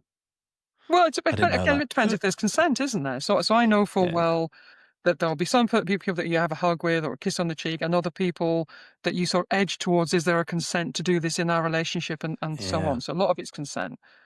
Some of it is rule setting again. So I think, local managers, me, everybody saying, look, when you're sitting in these things, because there is nothing more tragic than watching somebody being dismissed. It really is. It's one of the things that has never left me. Personally, I don't like doing it. Or you've got to do it. But when you're sitting there looking at somebody who's a perfectly talented, sensible person, but they crossed the line, they got it wrong, and you think, was there a point at which you could have understood if somebody had been more clear about the rule setting? If they'd said, don't be a mug, don't do this, because we know Mm. full well that people aren't going to read the policies in depth very often. We write them, and you'd love people to read them, but let's be honest, people don't tend to read policies. So you've got to have managers who are then talking to people and saying, look, policy is really, really clear. Don't Mhm. touch unless there's consent. Don't say sexist, stupid things. And I mean, my general thing is I say to people, look, whatever your values are, if you want to scream at the telly in your front room, then that's what you want to do. And they may not be values that I agree with, but in your private place, that's what you can do it. But when you're in work and when you're wearing this uniform, in whatever view, social media, wherever it may well be, we wholly and 100% rely on the trust of the public. Wholly, we are going into their homes, into their lives, in Yeah. sometimes tragic moments, and they need to believe that you are the best human being on the planet in that Yeah. moment. You are the They physical can't be reading in the manifestation of paper everything the emergency services represents. They may have everything. never met a Yeah, firefighter ever before. You are going to be the story ever. they tell the world for the rest of their life. Yes. My mate friend, I've just in just 2 seconds, one of my big mates, Jan. Not long after 7/7, one of the tubes slightly derailed that she was on. And there's a whole long story into it because I was very poorly. And on 7/7, she was looking after me. So weirdly, she didn't go on the tube that day. And so we've never known whether or not she'd been involved in that nightmare. But just a few weeks Wow. later, it slightly derailed on the tube. And she isn't the person who would be one of those women in, oh, firefighters, aren't they gorgeous and all that kind of stuff. She's not that type. But I remember her saying to me that when the firefighter came along, the kind of, obviously the tube was stopped, comes through the tunnel, gets on it, and said, he seemed huge to me. And in that moment, just so like, come on, love, you'll be all right. And should I totally invested in this person. And Yeah. because she's so not a kind of gushing person, there was something very real about that feeling. It stayed with me about her feeling of, I needed this guy in that moment to make me Mm. feel really secure. So the Mhm. last thing they want to read in the newspapers is that firefighter A has been horrible to another firefighter, that they've undermined them, that they've been absolutely bloody evil with Yeah. somebody, or they've nicked somebody's money, or Yeah. all that Yeah. stuff. And you Yeah. think, and I know that's a big ask every single day of people who work for the service about whether you like it or not. I'm not asking you to live up to a hero thing, and the word hero is an interesting one anyway. Mhm. But I do ask you to live up to those values or don't do the job. Because so if you've really lost that feel for it, if it's gone from you, then, do the best thing for yourself and go somewhere else. But if you're still invested into this, then you've got to hold those values true. Otherwise, you will let Mm. everybody else down in this service, and more than that, across the sector. Because only needs one Mhm. story in the papers about a firefighter Yeah. doing something crap, and then everybody People starts don't to think, remember are it all was firefighters London or evil? Kent or No, they anywhere don't. else. They don't remember the service. They just heard it was a firefighter. And they go, "Oh That's yeah, it. firefighters are racist. They're all racist, Yeah. sexist. They all bully each other. That's what they do." Yeah. Then they They're all make macho, they they're all awful, they're all this, they're all that, and you think, "No, uh, they're not." 99% of the people who work for every oh one of my our services uh, is an outstanding human being doing a fantastic job. mm. They just are, and I mean everybody in the service. Why do you And that think we're tiny not percent. as good at we said about self-deprecation earlier. Why are we not good at screaming about ourselves, patting ourselves on the back, acknowledging each other? You're Chief Fire Officer, National Fire Chiefs Council. Um, I think the fire service is one of the worst marketed things in the emergency services. Like that was part of the thing. The podcast is the thing I wish existed when I joined. Like people speaking to people around the fire and rescue service and going, "Oh, tell us your cool thing. Tell us what you did. Oh, wow. Tell us the incident you went to. Tell us you're buying this PPE. Tell us about that. Whatever." Do you know what I mean? A good news story. We Yeah. get sent some horrific stuff, which you won't be surprised. Like people send stuff to our email addresses like, "Oh, have you heard about this, chief? Oh, have you heard about that thing happening? This person's a fraud." And I'm like, send it to Daily Mail. Well, we don't just delete it. When I see when you look at the headline, you're like, delete, because I'm like, Mm, that's not what we're about. If you want no. to do that and you want to throw stones and point And the fingers and headlines are on whatever, too very after time anyway. yeah, exactly. And I'm like, just that's not what we're about. But we seem to. And Phil Garrigan actually said this. He was like, because I was talking to him about, oh, we're struggling with finances and all this sort of stuff. How do we do more with less and all this kind of stuff? And I'll probably misquote him. Apologies to Phil, but he was like, we shouldn't be settling for less. Is like the fire and rescue service is a really, really valuable tool to society. And we're not going to get into a government conversation, but it's like we shouldn't be shy about asking for more. We shouldn't be shy about doing more. We shouldn't be shy about valuing ourselves more. Why do we find it so hard to champion our good news stories? Why? Because pick any service in the UK, guarantee they did something amazing today. Guarantee it. Right lead. Yeah. Guarantee it. If you Yes. gave Every that to a new journalist and said, "Hey, here's 5 minutes. We'll tell you about the thing we did today." Gold dust. I know. Why doesn't that make it out? I think sadly, because the world doesn't care about good news anymore, does it? No, they There's sadly don't. that the news, and I know certainly experiences in the past with the media where, I mean, sometimes obviously you can get a good news thing in there, but on the whole, there's a focus and there's a publicity and there's a kind of, Yeah. kind of snapshot on social media about the bad things, and everybody creates these conspiracy theories and God knows what. So saying to people, but actually we do this great work. But Hmm. people are more interested in the kind of almost the news of the world version of, "Oh, your Yeah. culture's terrible, is it?" And you think, "No, actually it isn't. We've got a very small group of people who are, not Struggling. as They're not struggling in their sensible." interpretation of our values Yeah, and our struggling morals, about where and they they're a bit are, and lost. Yeah. it is difficult, and sometimes, I'm reasonably forgiving of the fact that, and, I'm very clear about this. It's not my right to tell somebody what they should feel and believe.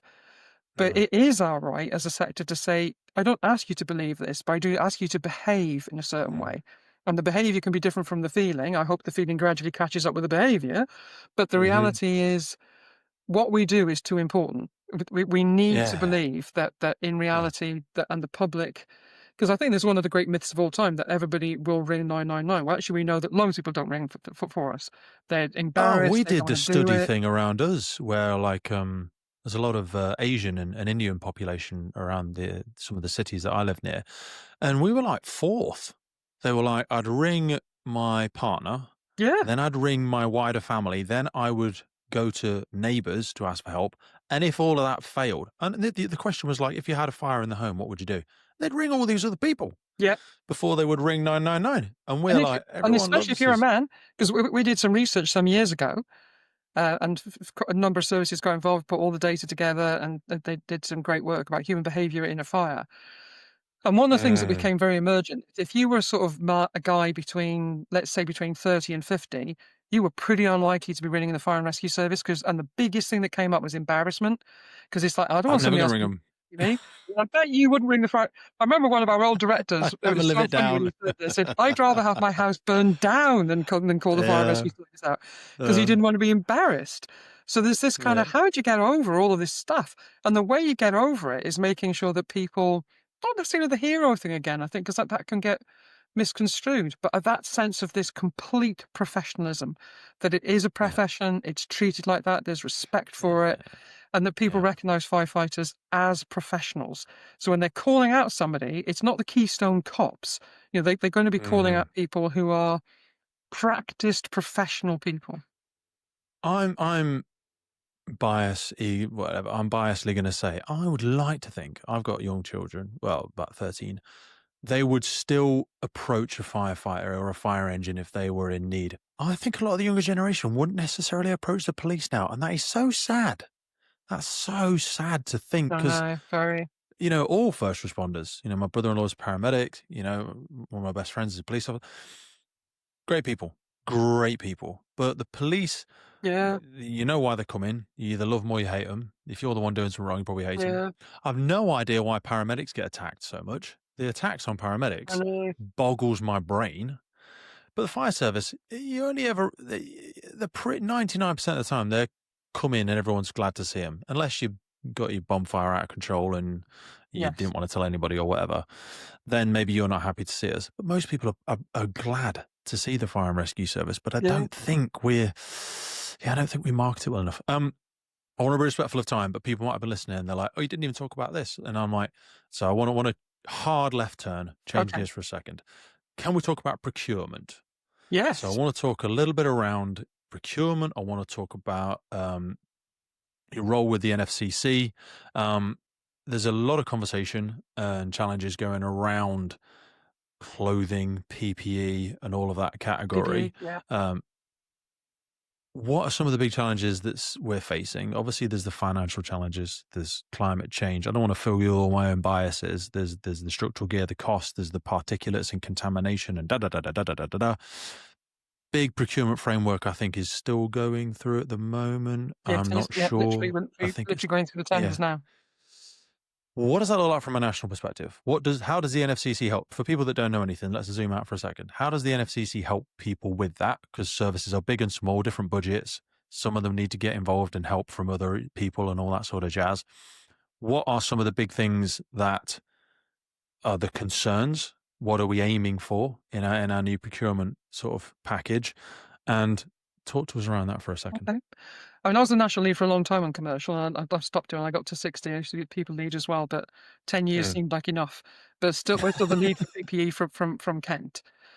And what you're trying to achieve, and I think one of the great myths about procurement is that, and I get this all the time, as you can imagine, somebody says, "But I can go down to Wix and go and buy this, and you must have heard this, and it'd be a lot Yeah. cheaper." You think, yeah, not when you're buying 10,000 of them. So there's a And whole also, thing you've no about idea where it comes from, and we can't prove that there exactly wasn't what the slaves supply involved in chain that. is. And I'd love Yeah. to believe that people actually care about the product I'm using, and I think most firefighters would. You think, do you really want to be putting something on your back that a child in a kind of slave labor Mhm. situation created for you in another country?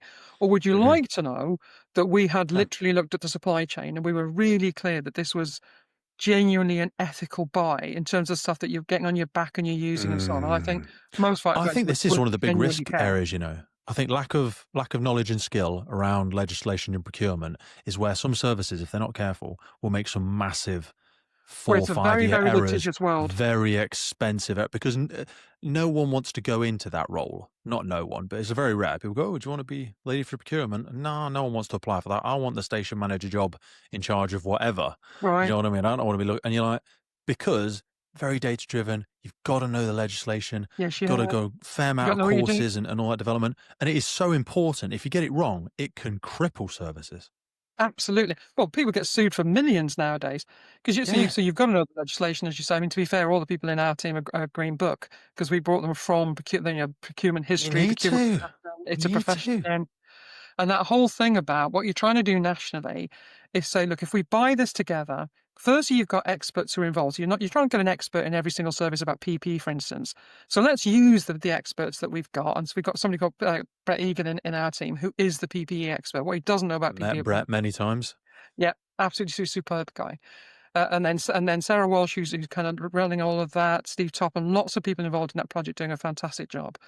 And in reality, what we're trying to do is say, if we accumulate together, firstly, the costs are, you're not always necessarily getting the cheapest cost, but you are getting Mhm. the best you can get for your money.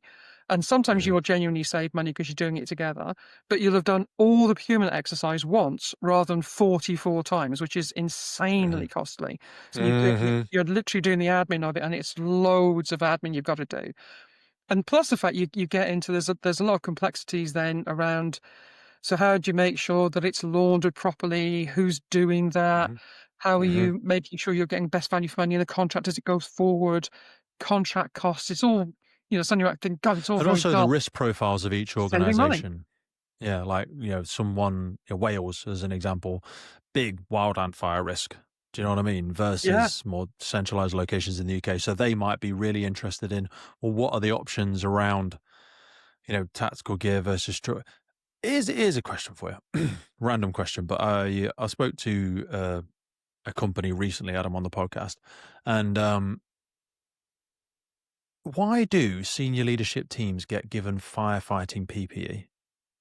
I Because I don't. thought, because the organization that I work for, as many, they're trying to do cost saving exercises, and I put forward an argument where I was like, structural gear, it's highly thermal resistant, blah blah blah, but it's very heavy. I think I'm going to go out there and say I think it's the most expensive type of PPE we It's buy. really I yeah, think it's not cheap. it's really expensive.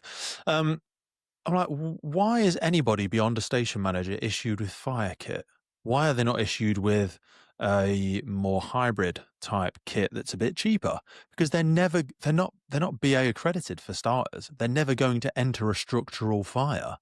And I see chief fire officers walking around in full structural fire gear, and I think, why have you got that? I never thought about it until someone mentioned it recently, and I was like, if we said, so you've got what, 1,600, 1,700 people in your organization? 1,610 to be How precise. many operational? Sorry, I'm putting you on the spot. Operational, it's 1,200. Yikes. Okay, so 1,200 roughly operational staff. If we said 300 of them must be station manager and above, maybe Yeah, 200, something I like don't that. know. Yeah, Yeah, but yeah. bit less actually, but yeah, something like that. So and they've probably got two sets of structural gear each. And I'm like, I don't know why they've got it. I Because we suppose just, I suppose there's two things. One is, and you are right, and one of the things we're looking at is what do you do in terms of the kit for different people? I'm literally having that conversation as yeah, we speak fit for the now. role, right person, right But gear, one all of the that things, jazz. I suppose, is the contaminants debate.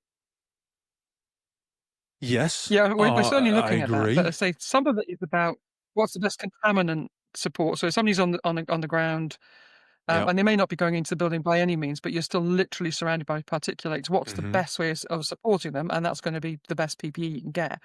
So I think there's still some aspect about that kind of contaminant support, but it's definitely a debate. And There obviously, is.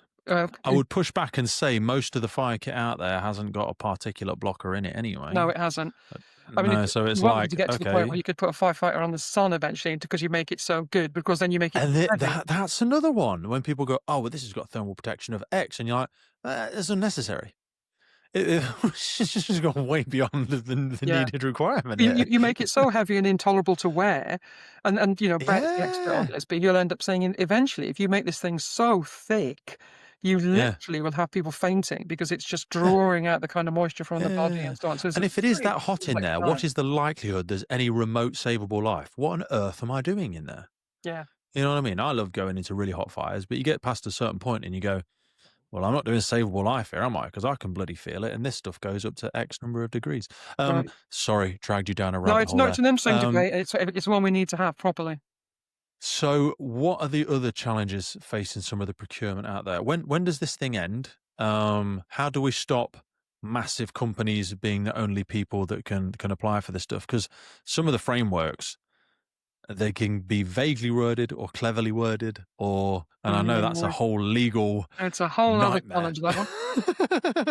I mean, it is difficult because we're not a big market for most, clothing We think we're companies. massive, but Fires we're small. We're tiny Yeah. compared to, you look at, so, the If you look at NHS, military or police or NHS, that's it. We're way really bigger, small. way But bigger. on the whole, you end up having to have bigger companies who can end up doing you the niche part of it, as opposed to a Yeah. small company can't survive on us in reality. And I think we're just not big enough to give them enough money. And the kind of Mhm. and their kind of costs in the end, and what the profit they're going to make. So you do end up with the kind of bigger players. And one of the things that's difficult in the market is making sure that you don't squeeze out those players either. So to a certain extent in Yeah. procurement, you're always trying to keep some reasonable sense of how you keep markets afloat with two or three suppliers as well. So you've got that. Mhm. And because you get to the point where most suppliers nowadays are global, so you're also then having global supply chain issues. The research behind it, one of the research issues that the sector suffers with to an extent, and sometimes we've got better, sometimes worse, is the kind of research base. And again, if we were talking about utopia here, we'd have a really big R&D team, Mm. And at different Well, points you find Asa out. and Rowena Hill are doing some good work there. I'm not sure how much funding they do or don't get from the NFCC, but I love speaking to academics. They're really, really good. But I'm not sure there's enough funding given to them by the emergency. I don't think we've got enough money sometimes. No, But it there's is not much ASA, money isn't it? around. I know they do a variety of things, Yeah, but they do. And they're looking ASA at are trying to academic do some really research, good but work. you also want the R&D bit of it, and this, this is what Yeah. Brett's been leading all around with the University of Bath and others, around how Mhm. do you actually test, how do you look at this stuff? And sometimes different individual services do this on its own, and we don't share properly in terms of doing the R&D, and that's still an issue. But in a perfect world, as I say, if the money wasn't a problem, it feels like I spent my entire life having to talk about money. But if we get to the point where you could say you'd much probably have a kind of R&D unit that is literally testing kit and equipment and looking at things around the world. You're looking at different approaches to things, you're looking at different tactics and how they work. You'd really do that. And then what the academics are hopefully doing for you is then saying, well, let's properly evaluate that. What really works? What do we know across the globe has ended up being a much better way of tackling this? And you're Mhm. bringing sensible research together. But it always suffers with this, the lack of funding, and sometimes people, to an extent, also holding it onto those things themselves as well. They're not, we're not always great as a sector for sharing. Mm. Oh no, we're terrible at silo thinking. I don't know. Again, Phil and a few others. That's something they're trying to do with this like College of Fire. This keeps getting banded Yeah. around. Not necessarily it being a central location of a building or something like that, but more just a shared knowledge analogy, a shared resources Yes. analogy. Yeah. Kent's got the best this, so we send people there from all over the UK for that. Merseyside or Yes. Manchester or wherever's got the best training, so we send them for that. Wales for the wildfires, wherever for leadership and procurement or whatever. Do you know what I mean? Yeah. Yeah. That might be a way to move We're forward. better than we Um, used to be. When I first started, we didn't seem to share a we're a damn lot thing. better. We're better than we used to be, but yeah, it's a long way to go. I want to. I feel like I could speak to you for hours, but I want to be respectful of our time and try and maybe zoom out. And as we wrap up to close, what are the things you think we're not talking about? So, if we did the pre-mortem red team and said, in 10 years' time, what things do you think we might look back on if we were to be horizon scanning now and saying, I'm not sure we're getting all the juice out the tube with technology, or I'm not sure we're giving the right consideration to climate change. I'm not sure we're giving enough attention to the change in socioeconomic demographic that we serve. What areas, I'm sure you don't sit up late at night thinking about it, but when you're Oh, I do sat back actually. in a meeting or at the end of your lunchtime and you've got a Yeah, moment yeah. to yourself and you go, you know what? And again, not necessarily about Kent, but you go, I don't know who's going to do it, but I don't think we're thinking enough about this. Is there anything that comes to mind with that?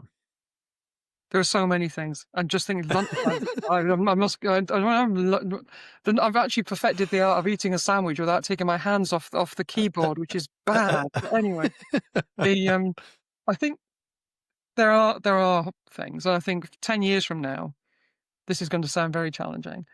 I think the structure and nature of how the fire and rescue services themselves operate.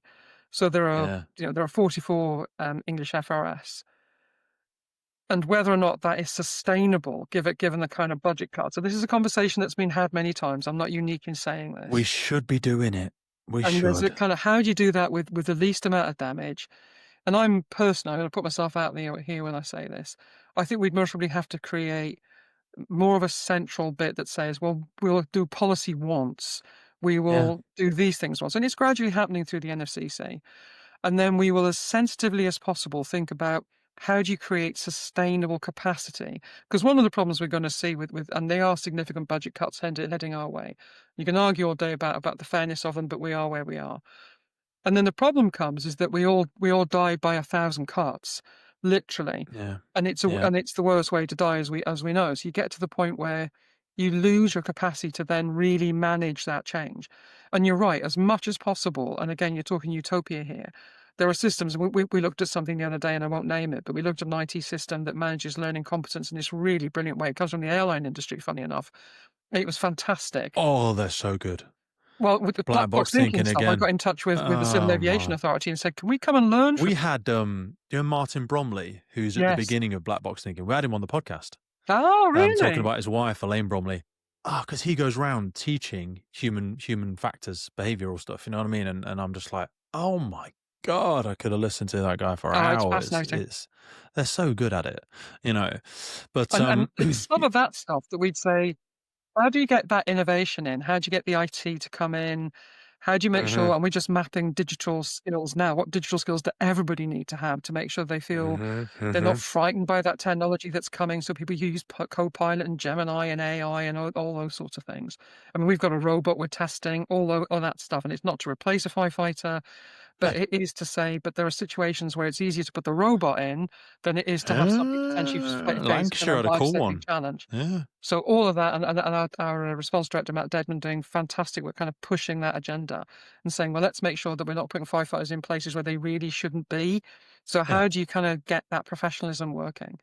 But overall, I think if we're robbed of that managerial leadership innovation capacity because we're not bringing back together the energy of either merging services or merging Mhm. talent into a central place that helps us all, and however you do it, and it's not for you to decide the shape of it, but I just think it'd be somehow great for development find as a way. well. You know, like if you could say, you could more easily say, I'm going to send someone on a 12-month secondment to the neighboring service because there's not a whatever here. There's not a watch manager. There's not a group manager role here, but this person is so ready and they are dead person's shoes. No one's going to leave in the next, we've just done the promotion round. I want to send them for that. And we're going to give you them for 12 months and you give us somebody else. I But we know. make it so damn hard to do that now. Yes, we do. So We damn really do. I've had hard. this And conversation. it's We only make it it's so only hard. 40 minutes over there. I know. You know what I mean? It's only another hour's drive. The person will do it. They might even they might swap houses. They might, just set themselves up over there. But I'm like,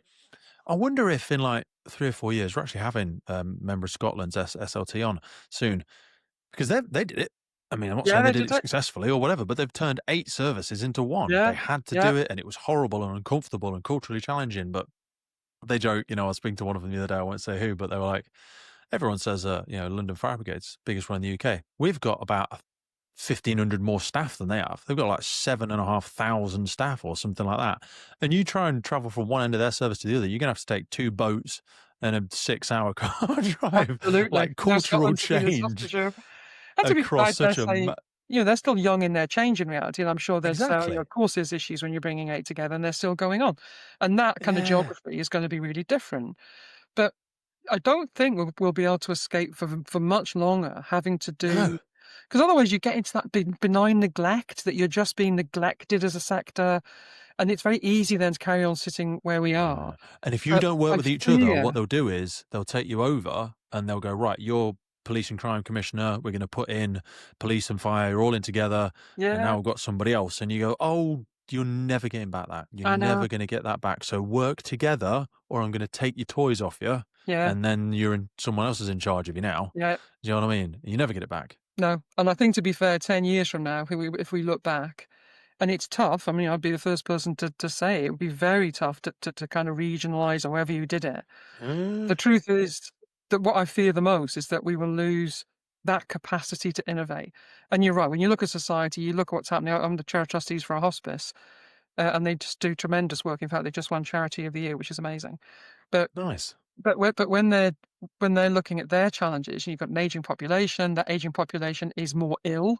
That people are living longer with kind of different morbidities. You're Hmm. looking at kind of fracturing of society, political fracturing. There feels like there's more hate and violence and Lord knows what going on. And the fire's right in the middle of how do you, at one end, deal with somebody who is clearly suicidal, mental health issues, safeguarding issues, which we do really Hmm. well, and safeguarding is such a big issue nowadays. And at the other end, you're now tackling, kind of batteries, all that kind of emergent technology, and there'll be other emergent Yeah. technologies. And then how do you support people who are, in terms of socioeconomics, not buying the best kit? They're not Hmm. interpreting messages that we're getting out there. They've got Yeah. 5,000 other messages from social media about, go and Hmm. buy this ridiculous piece of makeup. They're not going to go into a YouTube clip from Fire saying, don't put your hair straighteners on the bed. So No, there's no. how do you message into that generation Yeah. who are Yeah. bombarded with messages Mhm. about how they keep themselves safe? And I think sadly Um, that is going to require a real capacity from all of us to say, how do you keep emerging as a sector? At the same time Mhm, as all the time we're facing all these cuts, it's very easy to become very insular, look into your service, and try and support everybody through difficult times. And mhm, the thought of redundancies is horrible. So you're trying to do the least amount of damage as you can to human beings as you get through very difficult change. So it's mhm. I fear that we most probably need, and whether we're able to have the capacity to do it, to have a bigger conversation one of these days about what we're able to do We've if we got carry to. on as we are. We've got to. It both petrifies and fascinates me, but in the same way as when anyone's going through a crisis, whenever I've spoken to people in like suicide as an example, don't be afraid to just talk about the reality of what it is. You know, Yeah, in that very very weird example, but like I say to people, like, have you made a plan? Have you made a plan to kill yourself? Do you know what I mean? yeah. Because What's your safety plan? there's there's nothing wrong with saying that because they're probably already thinking it. And if to flip that conversation back and get away from that very sticky topic, um, let's talk about this is the reality. We're facing tremendous financial challenges, and you're going to run out of runway eventually, and then you're going to have to go right, close the fire station, right, get rid of 15 Green Book staff. We're just going to replace them with AI or whatever. Let's have that conversation early, Yeah, really early, because this yeah. stuff's not going to be quick to change. It's No, not it's going to not. be quick to change. No, no, it would take years. Um, I've absolutely loved that. I could literally speak to you for hours. I'd love to have you back on in like 4 months, 6 months, whatever it may I'd be. love to do that. It'd be Um, really nice to talk to you too. And can I just I'd say love you you've to done coach such me. a great job with this. I know people are loving this podcast. It's weird. I try not to think about it too much. We had to put a package together recently because someone asked about the reach of the podcast and stuff like that. And I try not to think about the numbers too much because I get too stuck in my head. And I'm like, oh Jesus Christ, lots of All these people are people listening to listening to this, it. and it's just, Right. yeah. No, I just love speaking to interested people, and you've been really kind, holding my hand as I fumble my way through through the things I No, wanted to not at talk to all. you You're an about today. expert. Thank you. Thank you for your support. Send my love to all of the team, and I really look forward to speaking with you again. I will do.